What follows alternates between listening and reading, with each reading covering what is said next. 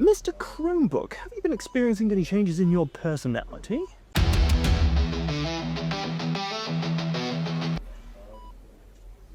I think I found a Chromebook worthy of gaslighting into becoming a gaming laptop. This is the Acer CB514-1W. Catchy! And it stands out from other Chromebooks because it has a proper laptop CPU, 8 GB of RAM, an NVMe slot? What? What's it gonna do? Load web page nicer? With the kind of components this is made from, it has the potential to go way beyond the constraints of Chrome OS, and I shall unlock that power and potential through the power of Linux. But first, let's take a look at it. That is a plastic base. No surprises there, but back on top, that's an aluminium lid. On Acer's website, they describe it as stylishly rugged. It also said it was military grade, so I guess this must have been shot or something? It is a little bit battered, but then again, I bought this for less than £80. You win some, you lose some. I'm not that fussed about how it looks, it's about how it performs really at the end of the day. Does feel kind of premium. Again, why would you do this to a Chromebook? Why make it nice? Then when you open it up, I mean look, it tells you right there. Full HD 1080p display. Gaming capable? It's not going to be the most incredible panel of all time, is it? It's just a IPS laptop display. Then there's the keyboard. Having owned a Chromebook before, I think if you've owned a Chromebook for any length of time, you get used to the keyboards. I did have one for a while, and I do really like this keyboard. Incredibly. Oh, can you see that bend?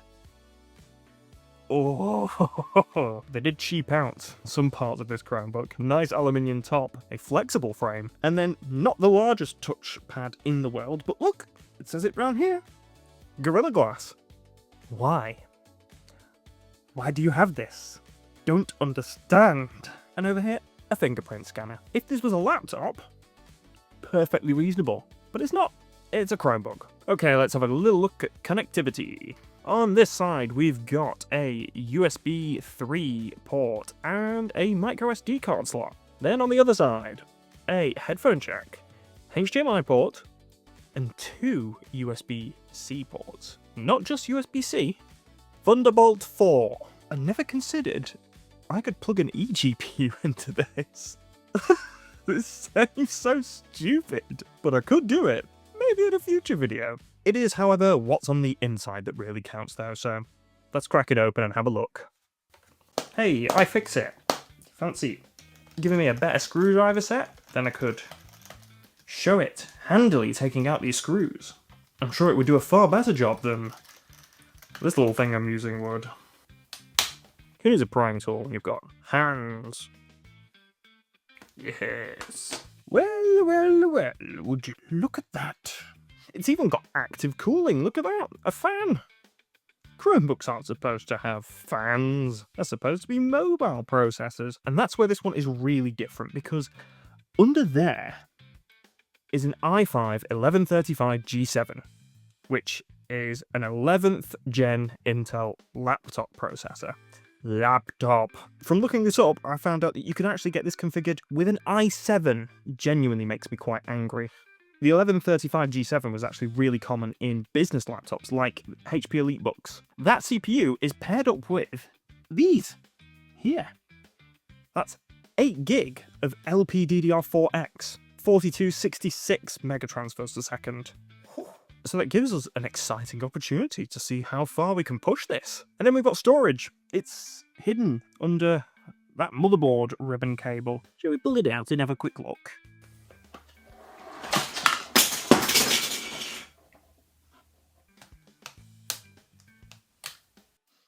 Battery's unplugged.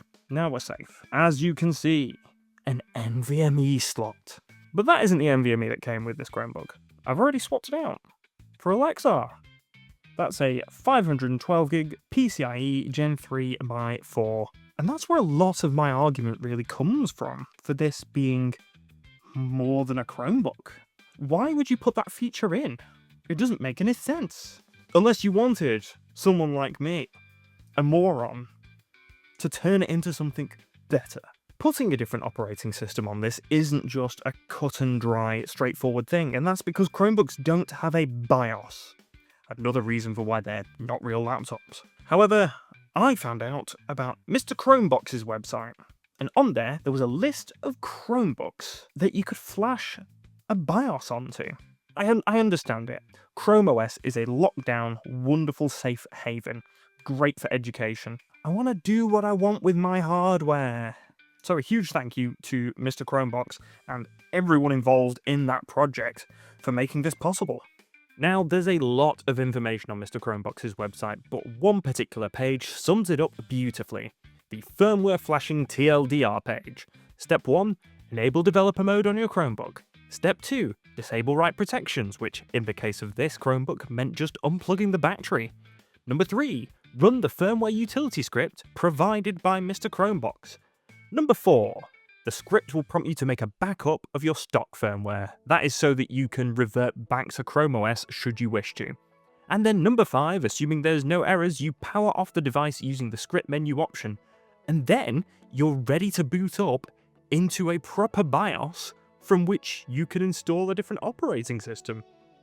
If you have any interest in doing this at all the links are in the description. Have a go at your own risk, because it won't be straightforward to convert it back into a Chromebook if you do want to. But why would you want to anyway? I guess I'd better show you what I'm talking about. I've not plugged the battery back in properly. Are you kidding me? I legitimately thought I'd broken it then, and I was gonna have to not do this video. It would not switch on. Oh. Fedora. Running on a Chromebook. Can you believe it? Driver support is so good. You know, this has taken some work by other people to make sure that the drivers are available for these Chromebooks for people to use Linux on them, but it's just all working. The only thing that not got to work is the fingerprint scanner. Once you've put your own operating system on, you unlock a world of applications that aren't limited to Chrome OS. If you look along the bottom here, I've got Proton Mail and Proton VPN. Speaking of, this episode is not sponsored by anyone, but I don't need to be sponsored by Proton to talk about them. They're privacy-based, and you should go check them out. They're amazing. Now, I could just install a video editor on it and do proper video editing in Kdenlive or DaVinci Resolve. I can do what I want with my laptop. There's only really one thing that you're here to see. Native Steam gaming on a Chromebook. Let's get into it. I went into this genuinely not knowing what to expect, so started off with something easy, in Hollow Knight, because I thought it should play fine, and it did. There was no issue whatsoever, 60 frames per second, locked all the way through. For a change, I actually managed to hit things as well, so it turns out it might be down to frame rate, whether I'm good or bad at hitting things.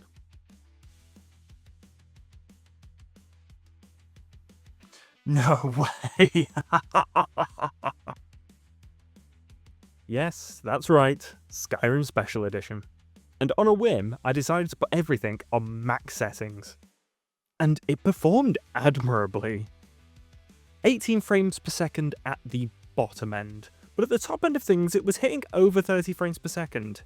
I cannot emphasize enough that that was on max settings, and on a Chromebook. It was absolutely playable as is, and would only have got better with me toning down some of the settings. At this point, the little Chromebook had already by far surpassed any of my expectations for what kind of performance I was going to get out of this. Can I push it further? I thought Skyrim was going to be the limit of what we got to today on this, but I genuinely think we can do more. This is going to be crazy.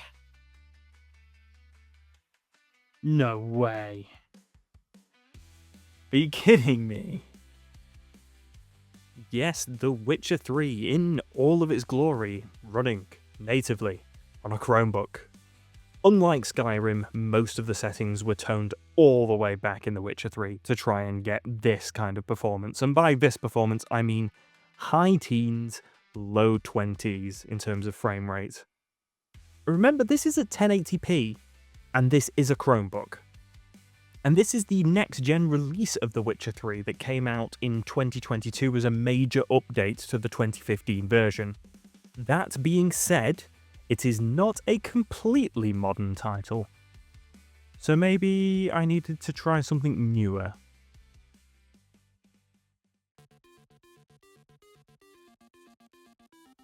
(1080p), low settings. Baldur's Gate 3 running at, over 30 frames per second. Over? In the list of things I thought I was going to be doing today, playing Baldur's Gate this nicely was not one of them. This is an Intel iGPU from 2021. Not to mention, it's inside a Chromebook. What right does it possibly have to be playing Baldur's Gate this well? And there's only 8GB of RAM. It's having to share that 8GB of RAM between the iGPU and the CPU, and yet we're getting this. I guess I'd just go wild.